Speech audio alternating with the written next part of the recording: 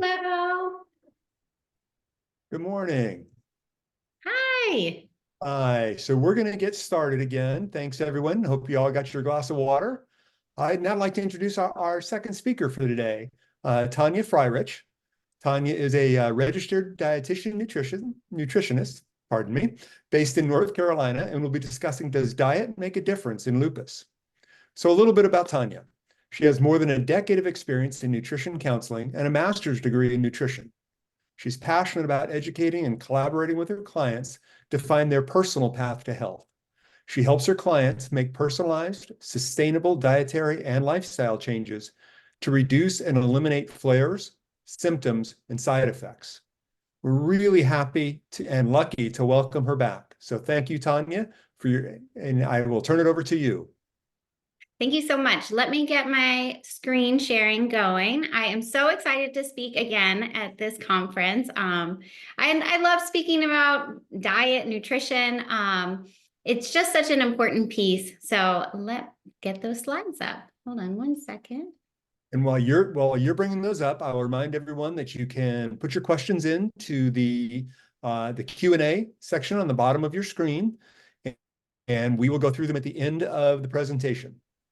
Yes, and I love questions, so don't hold back. Even if you think it's small or not that big of a deal, please, I love answering them, and it's a great conversation to have.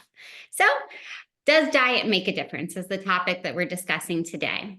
I always have to provide this disclaimer. One moment, now it zoomed out a little bit.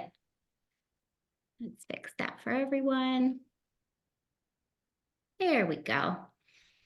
Let's make sure that that doesn't happen again. I want you to see every single word of all of my slides. There we go. So the information in this webinar is for educational purposes only. It is not meant to diagnose or treat medical conditions or replace your usual medical care.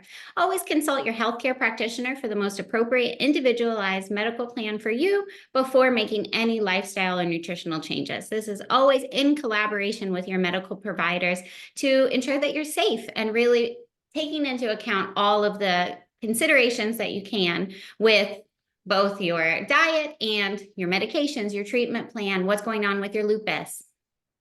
So, it's going to do this each time. All right. Hold on. It's being stubborn today. My wife says that about me. It's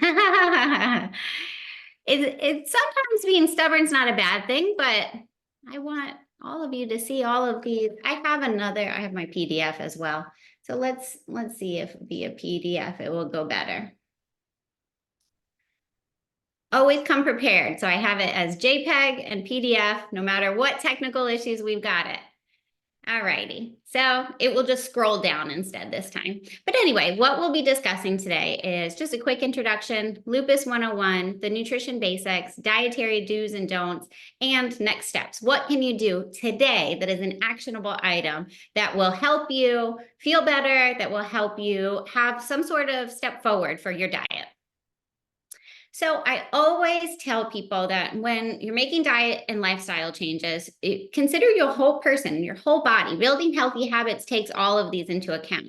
Now, we can start with nutrition, consider potential dietary triggers, things in your diet that every time you eat it, you maybe don't feel so great, perhaps get a stomach ache, a little bit of a headache. So those may be foods that in the past you tolerated just fine, but now are upsetting your stomach. So listen to your body. Have that conversation of, okay, maybe this isn't a great fit for me anymore. And then think about the things that make you feel great. A meal that afterwards you felt energized, that your stomach didn't hurt, that you didn't get a headache. And so making those changes and guiding yourself towards food that just helps you feel your best.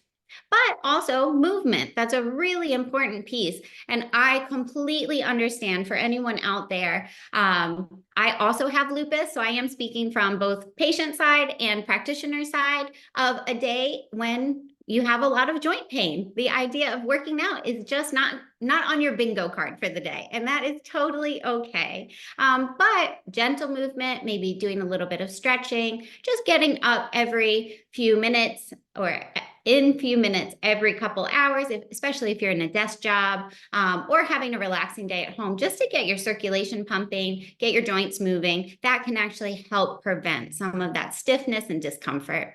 Of course, movement is also vital for your cardiovascular health, for preventing osteoporosis due to long-term steroid use.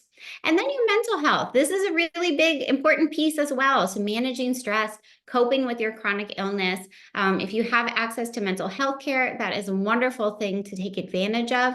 Unfortunately, a chronic illness is pretty traumatic. It is a big stressor. Besides the financial implications of having a chronic illness, just this new thing that you have to worry about can be a lot for a lot of people. So don't discount yourself if that's a concern.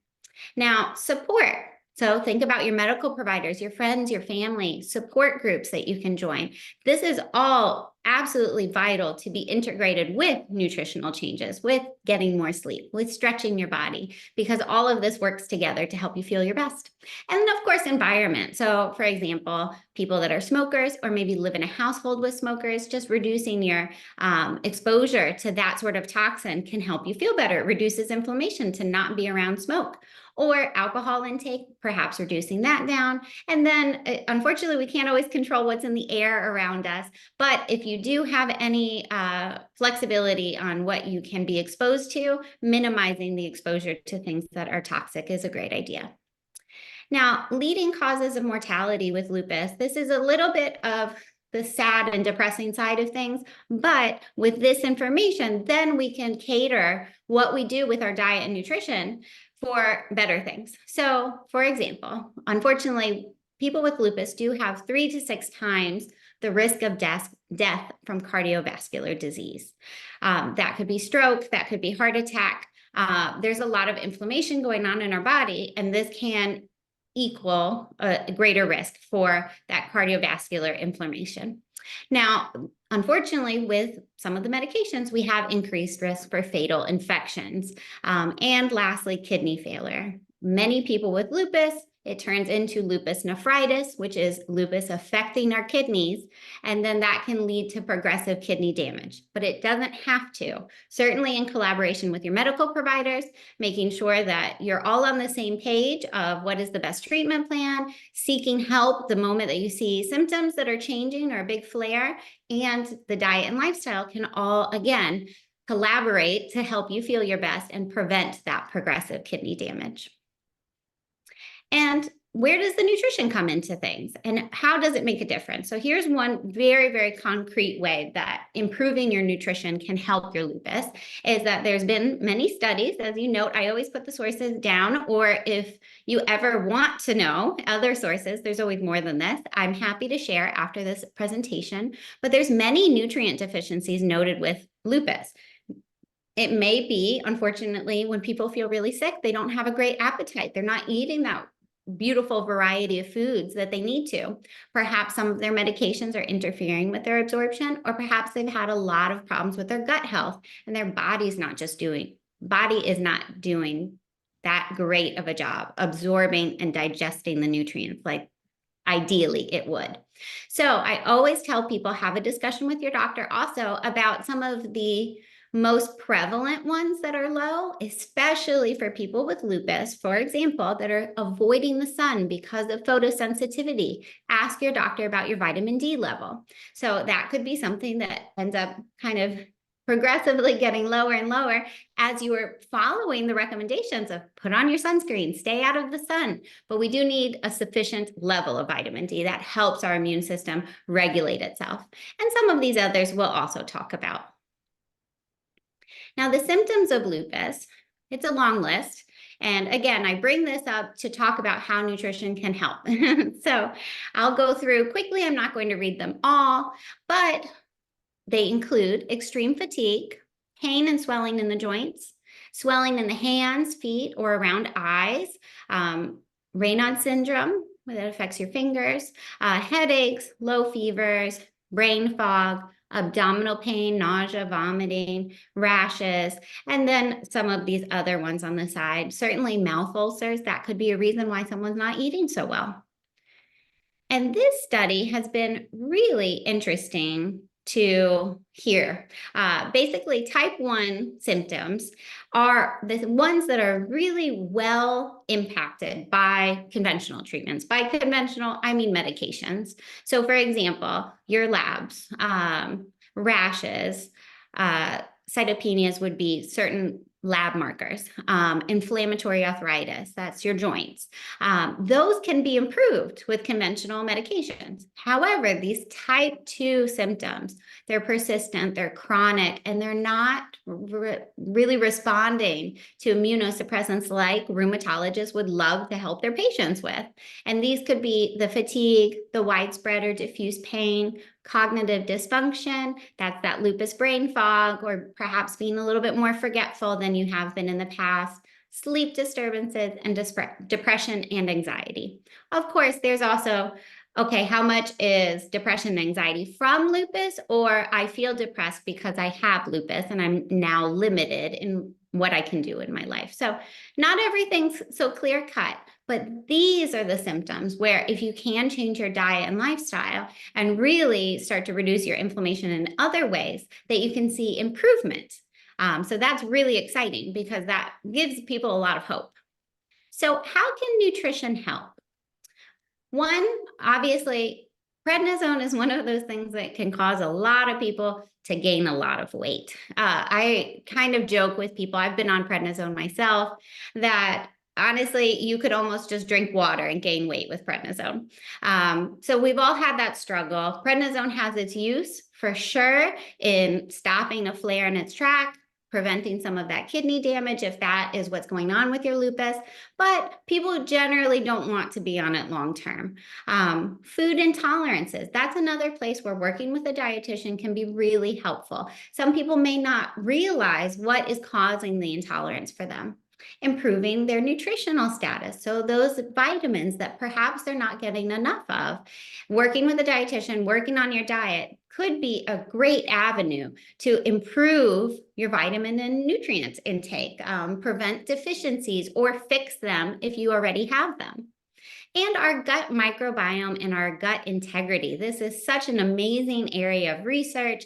There's a lot of new information coming out constantly about our gut microbiome, how it's intertwined with our autoimmune symptoms, our immune system in general, and how we feel. So oftentimes, let's say, for example, a new study will say, oh, wow, we've noticed that in some people, if one not so great, not a bad bacteria, but one that we don't want to be so flourishing is very, very high, people's appetite goes up. But if we can get it back to a regulated state, people's appetite goes down. So our gut microbiome has a huge influence, not only on how we feel, how we absorb nutrition, but some of these other immune symptoms. So it's really interesting how much food can play a part. So I wanted to give everyone very actionable tips. Where do we start? So we'll talk about balanced meals and plates. We'll talk about heart-healthy nutrition, reading nutrition labels, reducing inflammation, and increasing nutritional content. Now, I always want to debunk some myths going on with popular diets. Unfortunately, there's a lot of information out there, so I did want to share with everyone dietitians' 2 cents on how this could be helpful, or perhaps how some of these popular diets I would advise against. So for example, ketogenic diet has been all over the place lately in the last years. Now, a little bit of its history is the ketogenic diet was originally discovered and implemented in helping people with epileptic seizures no longer have these seizures. It is very, very high fat diet. Now, in the popular permutations of what this could look like, people sometimes do bacon wrapped cheese, a lot of red meat, a lot of cheese, a lot of high fat foods, and very, very low carb. I will tell you, I have seen enough people do this diet and feel really not that great. And that I usually don't recommend it. Now, there are healthier ways to do it. For example, in this picture, you see salmon, you see vegetables, nuts and seeds. It does include dairy pretty heavily. And so generally, I wouldn't recommend this to people unless you have epilepsy, because it's really hard to get all the nutrients that you need in terms of, for example, a wide variety of fruits and vegetables, whole grains, beans, legumes. Those aren't included on the ketogenic diet, which can make you really constipated. Also, with that lack of fiber, that's not really feeding our gut microbiome in the best way. Paleo is kind of an offshoot of this. I will put my stick in the sand of, we don't really have such a great idea of how Paleolithic people ate, but it wasn't a lot of red meat. It was actually a lot of foraging for berries and nuts, and maybe once in a while they would actually be successful in a hunt and have some animal proteins. So it's all meant to be unprocessed foods, but people really go in a lot of different directions with it. It is somewhat similar to keto, but more on berries, nuts, fruits, veggies. I would say this could be something that could be okay for people. Again, work with your doctor, work with a dietitian. The autoimmune protocol diet, this is another thing that's had a lot of research. Well, a lot of attention, a little bit of research. It is a very comprehensively restrictive diet. So it kind of pares down, it prunes down, like let's say you had a whole tree of all the foods available. It prunes it down to very, very essentials. You're on that until your symptoms resolve, and then you start introducing back in. The reason that this sometimes, well, all the time is difficult for people is that you have to prepare almost everything at home. It really prunes quite efficiently to a short list of foods. So it's really hard for people with families, busy professionals. If you have to grab food outside of your home, it's an arduous diet to follow. But their idea is to figure out what is a trigger for you. I just don't think that many people's lifestyles is conducive to trying the autoimmune protocol diet. But I wouldn't say that it's unhealthy, because it is meant to be temporary. Carnivore, this I advise against. So if you've heard of it, it is essentially red meat only, water with salt, and that's about it. This is not nutritionally complete at all. Will really upset your stomach. And I really don't think that it actually even provides relief from lupus symptoms in any actionable way. I talk to a lot of people that have lupus, and I have talked to people that have tried this and they didn't feel better. So I would not recommend it. And then on the other flip side, these extreme diets in general, if you haven't caught my tone, I don't recommend them. It's not great to only eat one type of food. So I say the same thing about a raw green diet, like juicing fast or only having that. It's not nutritionally complete. So I wouldn't recommend that. We do need foods from different food groups to give us all the nutrients that we need. And supplements here, that's another thing. I always tell people, be really careful. There can be interactions with supplements and medications. Talk with your healthcare provider, talk with your pharmacist to make sure that this, especially if you're adding a lot of things, aren't going to make you more ill. Long before I was the lupus dietitian, I worked in a hospital setting, and I covered both a general surgery floor and also an ICU. And I actually, this will never be forgotten, saw this young woman, otherwise completely healthy, who was in for liver failure because she had taken so many supplements. So we do have to keep a little red flag in our mind of supplements can act and be as severe in our body as a medication. So don't just take them thinking, oh, it's a supplement, it's all natural, it's totally fine. Some other popular diets that people ask me about, and I am always very, very respectful of people's religious background, their culture. If you are having a dietary choice based upon those reasons, of course, that is a very meaningful and valid reason to follow dietary restrictions. I will say that there's both always healthy ways to follow, for example, a vegan or vegetarian diet. And there's unhealthy ways that you could follow a vegan diet and basically just be eating like plant-based cheese, plant-based ice cream. We still need that beautiful variety of foods from different food groups. But I will say for this slide in general, that there has been some good research that consuming more unprocessed plants is a great place to start.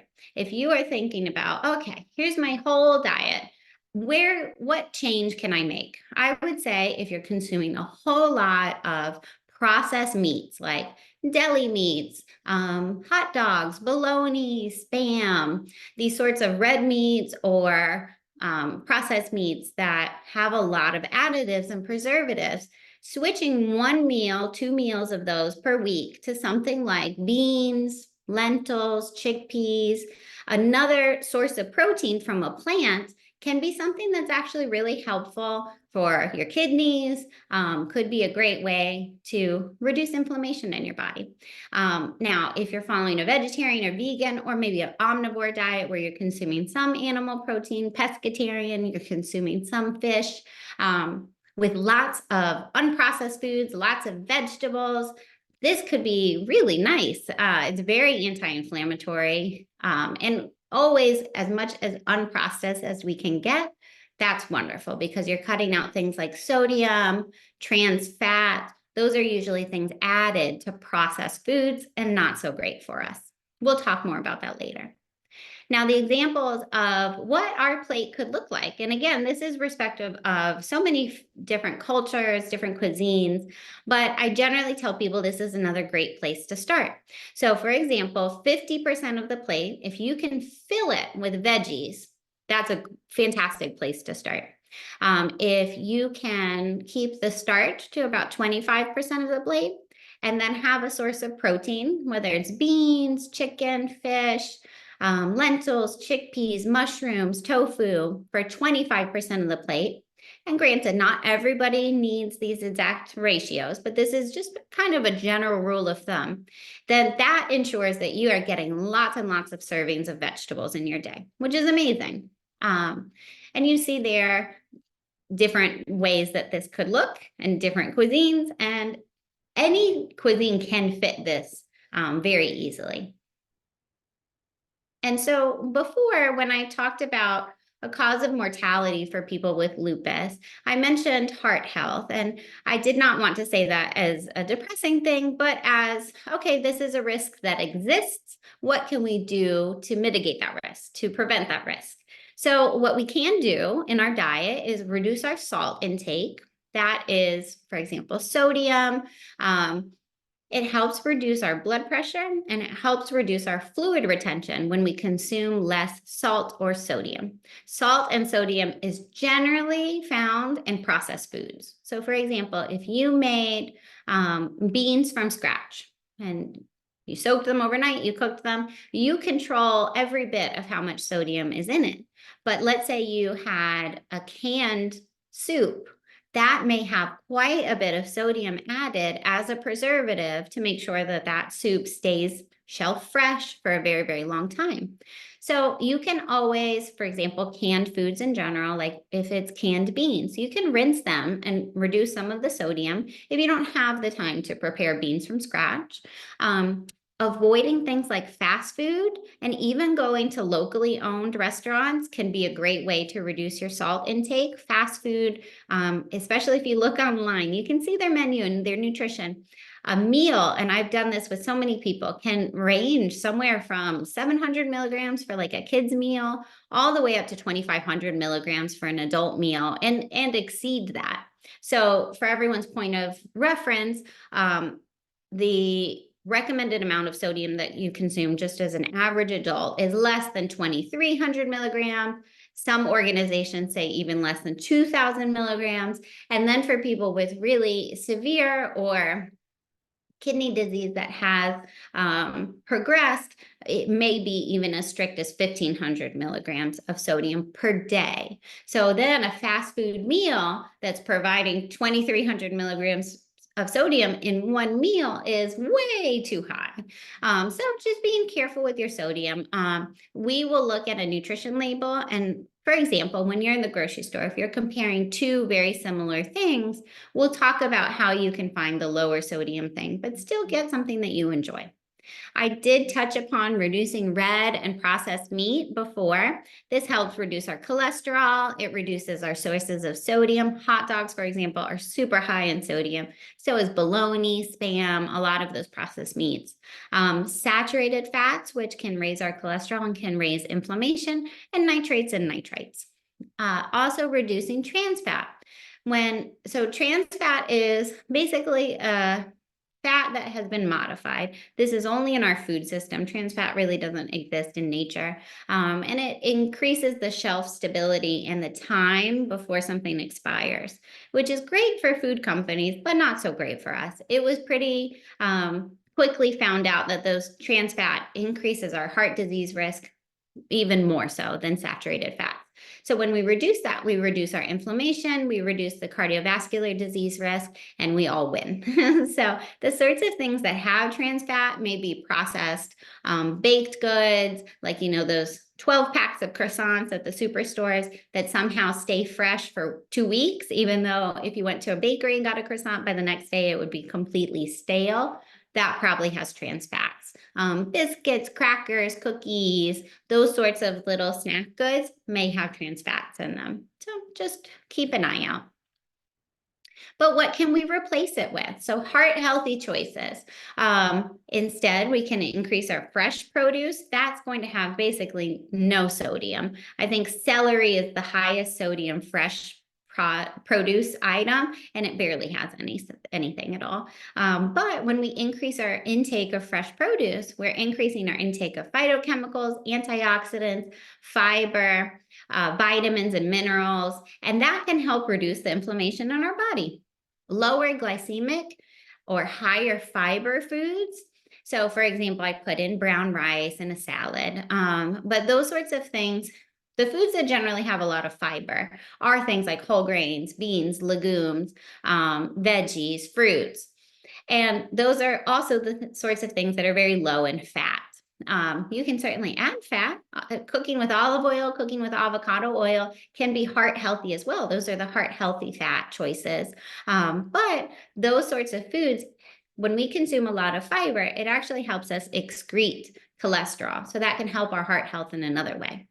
And then the last thing is omega-3s or polyunsaturated fatty acids. These could be in things like salmon, tuna, sardines, chia seeds, ground flaxseed. Sometimes people, again, in a conversation with your doctor, take something like fish oil. And those can be very anti-inflammatory, and we'll talk about that later too. So when you're at the grocery store, I told you all of these things, and then you go to the grocery store and you say, well, now what? What's the right choice? So we do want to increase our intake of fiber, potassium, unsaturated fats, protein to a certain extent, and vitamins and minerals. Generally, people, unless you're being very conscientious, if you're eating a standard American diet, you're low on these. But we want to decrease our intake of salt or sodium, reduce our saturated fat intake, and avoid trans fats. Also, reducing added sugars can be helpful. So here is an example of something that's got some carbs. It's almost all sugar. It's a tablespoon and it's about 60 calories. So I believe that this is jam or jelly. And so what you can do when you're comparing jam or jelly is look at how many grams of sugar there are in it. If you want to reduce the added sugars, perhaps you look at the one that's using more fresh fruit and less of added sugar. Sometimes in jams or jellies, they might add fruit juice. They may just add straight sugar. So that can be a way to reduce some added sugars. Now, if I were to look at two nutrition fact labels for a similar item, so let's say something like chips, and you could find one that has maybe 350 milligrams of sodium. Okay, that's kind of a lot for a little serving of chips. And then you can look at the other options in the aisle. So if it's lightly salted, it may have a little bit less. If you want something that actually has a restriction or a rule around it, low sodium, and I believe off the top of my head that always means less than 140 milligrams of sodium. So if a food product company puts low sodium on the front of their package, that means it has to abide by that rule. Whereas lightly salted, less sodium, those can be all sorts of things. Because that's the less sodium is 25% less than whatever the original product was. But if the original product was 1,000 milligrams of sodium, the less sodium product still has 750 milligrams. Now, what are some inflammatory foods? This is something I always get lots of questions about, so I always want to address it. So some of this is little known, and for example, the tartrazine. This was research that was done a long time ago, but I bring it up because it's so easy to avoid, and in avoiding foods that have yellow number 5, F, D, and C yellow 5, which is the artificial coloring, we're usually avoiding processed foods. So this one is one of those things that if we can avoid it, that means that you're also probably improving your diet by a lot by avoiding processed foods. So they could be in candies, chips, crackers, cereal, sometimes even makeup and medications for some reason.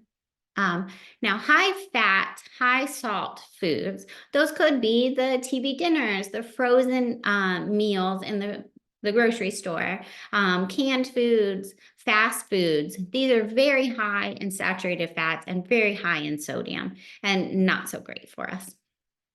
Ultra processed foods, for example, those are things that have a lot of added ingredients, a lot of preservatives, and they unfortunately usually don't have too much nutrition. They're shelf stable for a very long time, which is great if you're, for example, snowed in to have a couple of these things, but we really don't want to make our diet the majority of the time these sorts of foods, which are soft drinks, chips, chocolates, candies, ice cream, breakfast cereals, packaged soups, chicken nuggets, hot dogs, French fries. Now, granted, I have a small child. I understand sometimes a child is very stubborn and they like their 10 food items, and sometimes that includes something like chicken nuggets or French fries. None of us are perfect. We're all just doing the best we can. So give yourself grace as well. If you have a food item that you just love, maybe change the other food items around it. For example, consume less of something that you don't really like that much. It's just convenient. And then save ultra processed food that you really love as, okay, well, that's the one I'm going to keep. Now, alfalfa seeds and sprouts contain something called L-cannavanine. This component was actually discovered in a completely different study. They were giving people alfalfa seeds as a supplement and for their heart health. And they realized one person developed lupus just due to the supplement. So this is, again, one of those things that probably doesn't affect a lot of us. But if you happen to be consuming tons of alfalfa seeds and sprouts with your lupus, that could be something that can be easily changed and give you quite a big benefit. So it's found on certain dishes, sandwiches, pho, pad thai, and stir fry and salads. Excessive alcohol, unfortunately, no one really needs this in their diet. It's not great for us, and it can cause some unnecessary inflammation. So that includes beer, liquor, cocktails, wine, and excessive sugar. And that includes both natural and artificial sweeteners. So we discussed a little bit about gut health at the beginning. Artificial sweeteners and sugar, both of which can impact our gut microbiome. I would just say if you've really got a sweet tooth, which many people do have, because with lupus, generally people are fatigued. You're craving energy. And one quick way to get at least a little short burst of energy, even though it's usually not long lasting, is with sugar. So just reducing down your brown sugar, your honey, and avoiding the artificial sweeteners is a great way to just reduce your sugar intake overall. And the good thing is that our taste buds change. So if you're really used to very sweet flavors right now and make those gradual changes over time, you may realize, wow, I don't even really crave that much sugar anymore, or a little bit feels sweet to me, whereas before it wouldn't have. Now, the next thing that I bring up as how does diet really make a difference is a couple of studies that showed taking and I have studies for every every recommendation I make, but I know we don't have all the time in the world, so I want to be mindful, but at least give people a couple things from today that you can implement and see an improvement. So omega-3s is something that many people don't consume enough of in our food system. So for example, processed foods, they're generally processed with seed oils, peanut oil, and that's a lot of the omega-6s.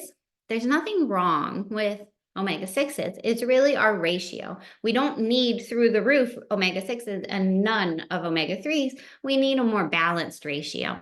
So omega-3s can be found in walnuts, salmon, tuna, sardines, chia seeds, ground flaxseed, fish oil supplements, as I mentioned before. And what can increasing our intake of omega-3s accomplish? It's been shown to reduce inflammation, reduce disease activity, reduce oxidative stress.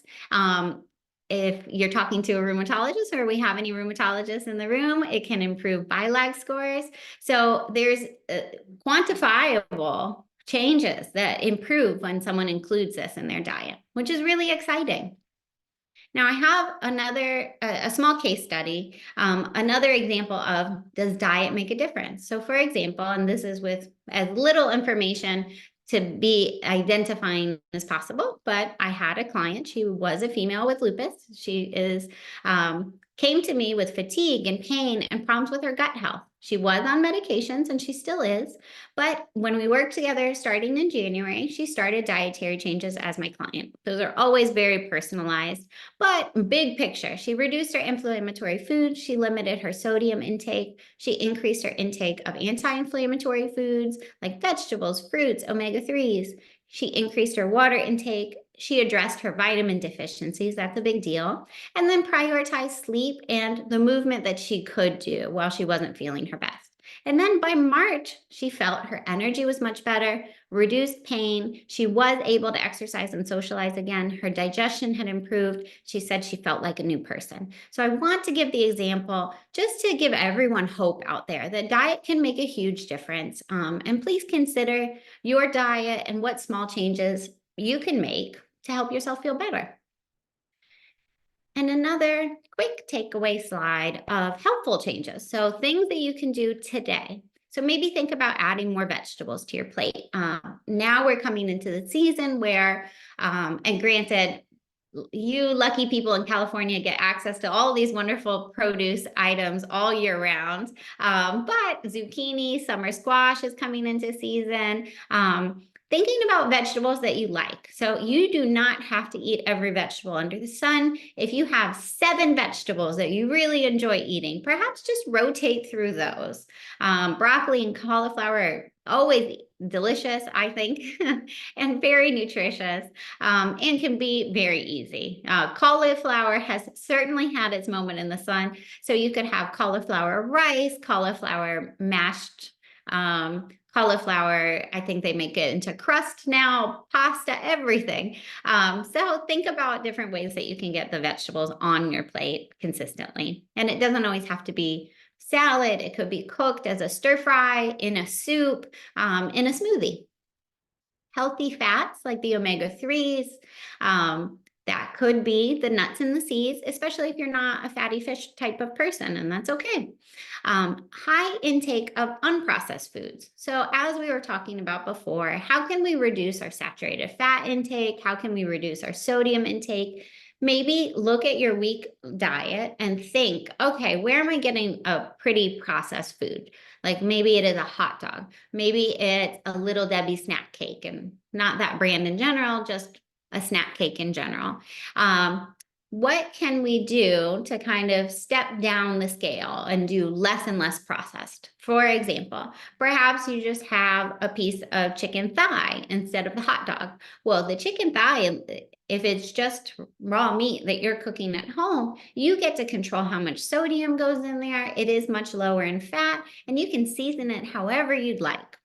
If we're moving away from a little snack cake, perhaps you make your own at home. But if you're not a baker, that's okay too. Perhaps it's something like going to the bakery and getting a fresh baked cookie. Maybe it is taking an apple, chopping it, roasting it in the oven with cinnamon, walnuts on top, and a little bit of sugar. But that's only 4 ingredients instead of the perhaps 20, 30, 40 ingredients that could be in a snack cake.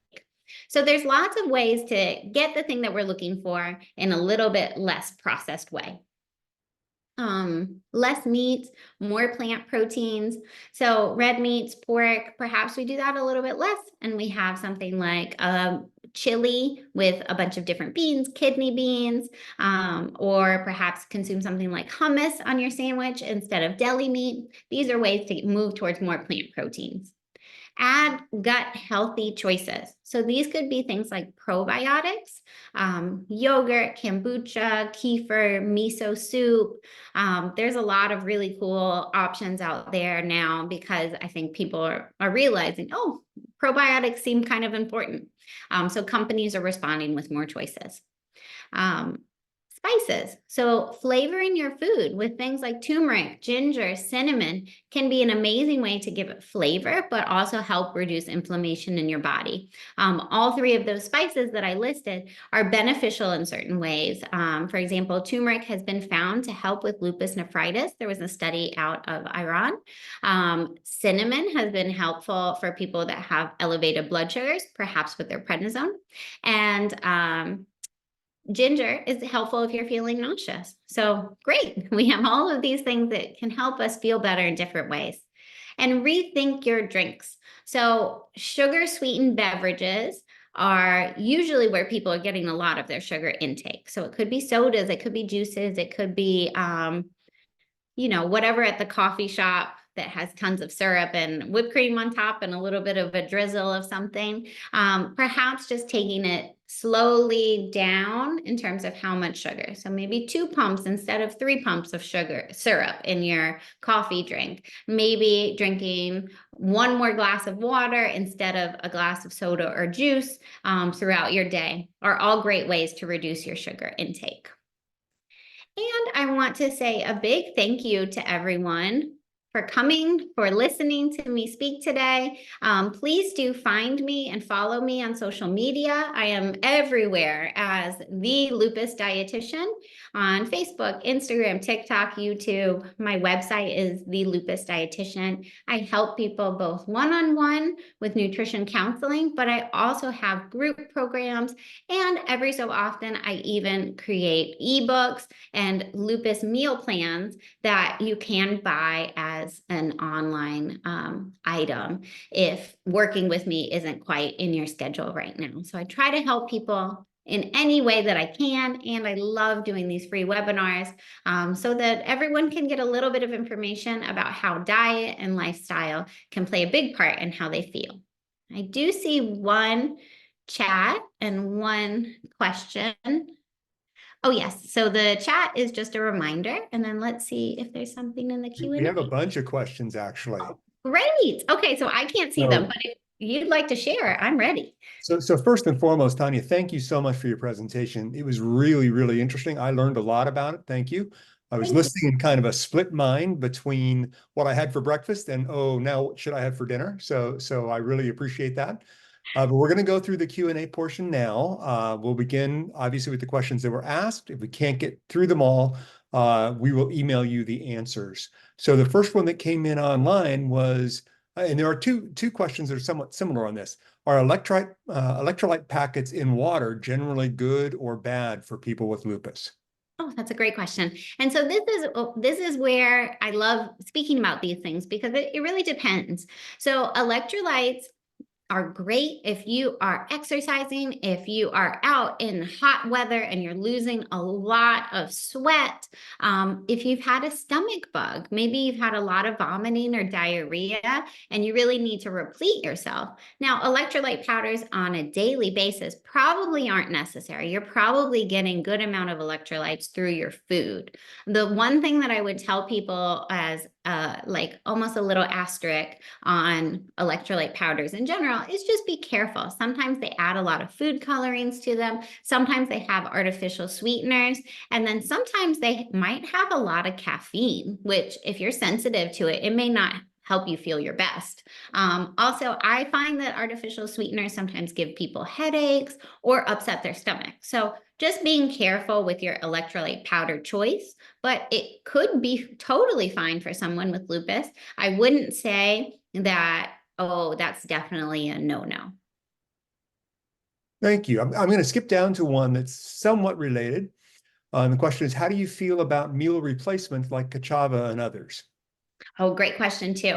Okay, so there's so many out there. Now, I will address them in a more general format versus brands, but be very careful when you're reading through the ingredients list. So for example, there are certain ingredients that are immune modulating.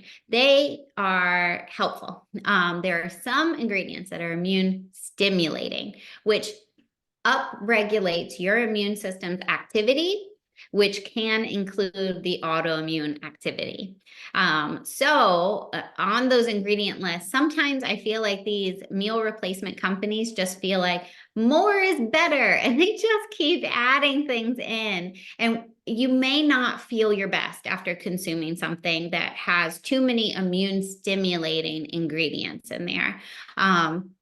It depends. And some are great and are made from whole foods and are really just trying to give busy people an option that's quick, that's on the go, instead of something like grabbing fast food or not eating at all, which obviously isn't great for us too.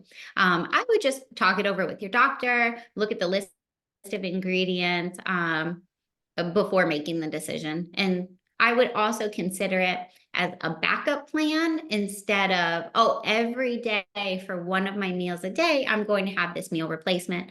There are so many things that are in our fresh foods and vegetables that can't be quantified, that cannot be turned into an ingredient and put into one of those powders. We're constantly learning about new phytochemicals and components in our food that are not processed well. Thank you. You touched on this a little bit during your presentation, but do you recommend lupus patients take probiotics as a supplement? That's a good question. And so it really depends on the person too. I say this always because people with lupus are so different. As you may find, if you have lupus and you're in a support group, everyone is coming with a different set of symptoms and a different set of solutions. So probiotics are a great thing to include in your diet. As a supplement, that could be a way to get it in. Now, granted, with my clients, for example, I do gut health testing to figure out what their gut microbiome looks like, so I can cater the probiotic that I recommend to what's going on in their gut health. But it'd be hard. You can't exactly just put a magnifying glass on your stomach and figure it out. So the supplements can be a method in which to give yourself probiotic, but especially if you've had a lot of digestive issues, you're feeling a lot of bloating, abdominal pain, maybe diarrhea, constipation, I would talk to a GI doctor before adding in a bunch of supplements, because sometimes people even have the reverse, where they actually have an overgrowth of bacteria. It's called SIBO, and throwing probiotics in there could make things worse. Thank you. So here's a question that all the times that I've done this is my favorite question of all.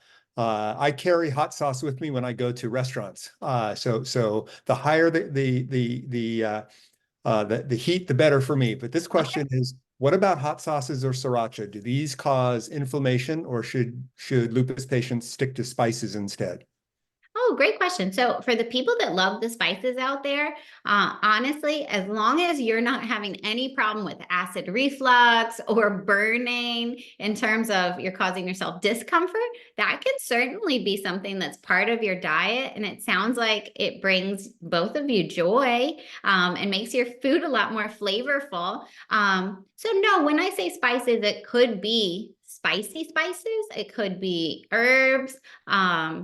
Other kind of root vegetable like turmeric, for example, and ginger or roots, spices. So it could encompass all of them. It really depends on you. Now, other people do struggle with acid reflux, and I would say the hot sauce is probably not helping. More for me. So you had a case, here's another question. You had case study A had a January to March timeframe. How long does it typically take before a person feels the effects from a change in diet? Yeah, that's a great question too. So it really depends on how much you're changing, where you're starting from, and what we're trying to accomplish. So for example, for someone that's had debilitating lupus for a really long time, and maybe they're changing only one or two things, they would certainly see an improvement in the first month, but maybe it wouldn't be so dramatic. Now, my case study, for example, she changed a lot of things all at once and then saw a big improvement in the first 3 weeks that we were working together. So there's a lot of factors, especially depending on how your gut health has been for a long time, or perhaps if you have a vitamin deficiency, those take a while to replete and get you back to a good range. Good, thank you. A couple more questions have come in.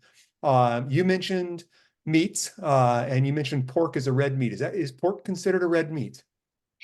You know what? That's a great question. So no, it's not technically a red meat. The red meat would be like cow, but it is higher on those saturated fats than something like ground turkey, for example.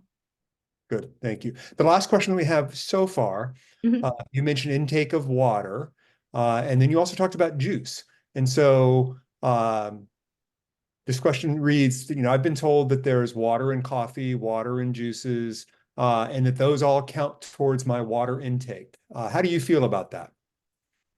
They do to a point, but caffeine, coffee, tea can also be diuretics, which means that you are using the bathroom more often to urinate. So you're losing some of those fluids.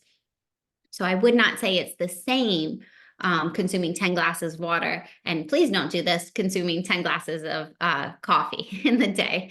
So they do contain some fluids. Obviously, they are liquid. They will help you get to your fluid goal for the day, but they shouldn't be the bulk of it or the majority. Good. Thank you. That is all the questions that we have. So I'm going to pause for just a second to see if there's any final questions that anyone would like addressed.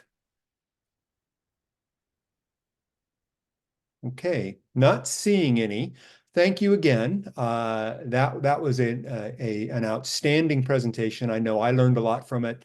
I know others did as well. And so thank you very much. And to both presenters, I hope, I hope everyone learned something new today. I did. If you want to rewatch today's conference, it will be available on demand next week. So watch for an email with the link. And please be sure to take the survey you're going to receive via email. This is really helpful because it will help us find topics which are of interest to you and know how we can improve these conferences. So for additional resources or questions, please visit our website at www.lfnc.org or email us at communications@lfnc.org. So be sure to follow our social media accounts and Tanya's and sign up to receive our email so you can get the most up-to-date information. I hope you all enjoyed today and that you'll join us for our next Lupus Health Conference in May. Watch our social media and websites for more information. Thanks again. Enjoy the rest of your Saturday and weekend. Thank you and goodbye. Bye. Thank you all so much. Bye-bye, everyone. Oh, we have one more question, I think. Nope. Is any amount of alcohol okay? That is a great question.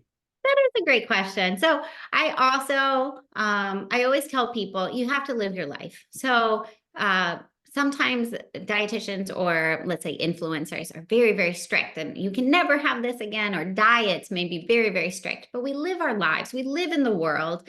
The goal is to feel also like you're part of the world, that you can socialize. So I would not say that alcohol is one of those things that is great for us. We really shouldn't consume that much. But if drinking your glass of wine every once in a while helps you feel like you are living your life to the fullest, then I certainly am not going to stand in your way. I just wouldn't recommend tons of it, of any alcohol. But please also have joy in your life. And with that, we will have a joyous Saturday. Thank you, Tanya, very much, and thank you to all who attended. Bye-bye. Bye-bye.